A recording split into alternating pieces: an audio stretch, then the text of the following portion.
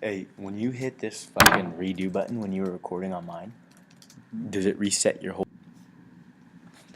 Allied Colloids was a company that was capturing a niche market. The company had control over the wastewater treatment industry, which many other companies wish to corner. The reason Allied Colloids is cornering such a market is due to their proprietary technology in wastewater treatment.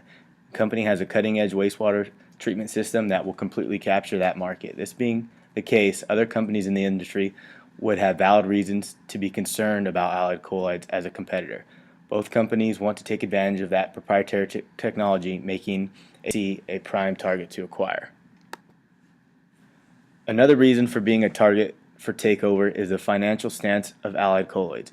Profits of the company didn't look as well because of the allocation of assets to research and development. The stock price of the company was also down, so the company didn't seem to be in the best shape financially. The British pound was also decreasing in comparison to the US dollar. Another reason that made Allied Colloids a target for takeover is the standing of the other two companies being Hercules and SEBA.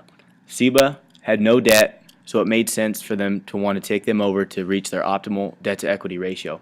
Hercules was looking to expand their markets overseas and had the means to do so. How did SEBA value the gains from the acquisition?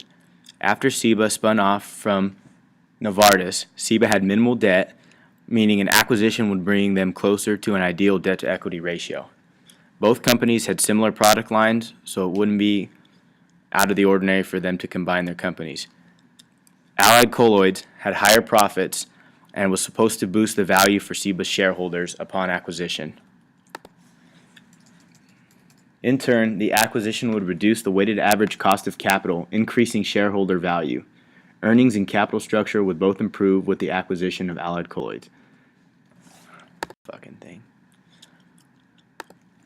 What effect did the acquisition have on SEBA's balance sheet and performance? The immediate effect on SEBA's balance sheet was destructive. They took on an enormous amount of long-term debt and intangible assets.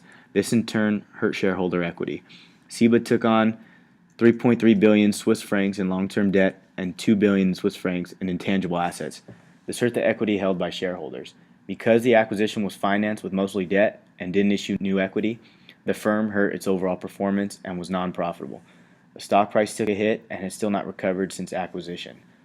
The company took a loss when it wrote off 1 billion Swiss francs in research and development. The loss was 739 Swiss francs, overshadowing its net income of 293 Swiss francs. The losses were due to non-reoccurring acquisition. Fucker. At least he caught it. I've done this one like 3 times already. Alright, I'm going to do this again one more time. I'm going to hit the whole thing straight up. Who won and who lost? The shareholders of Allied Colloids won. The stock price increased from 101 in October 1997 to 205 after the takeover. SEBA was a clear loser. Most of the firm's assets were written off within 1 year of the acquisition of Allied Colloids. Because of the new capital structure of SEBA, they faced being downgraded by Moody's. This would create the opposite effect sought by the company originally. Their weighted average cost of capital would increase if the downgrade were to occur.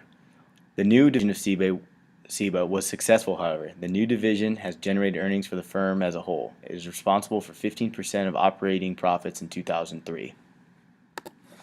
Another winner was CEO of Allied Colloids, David Farrar.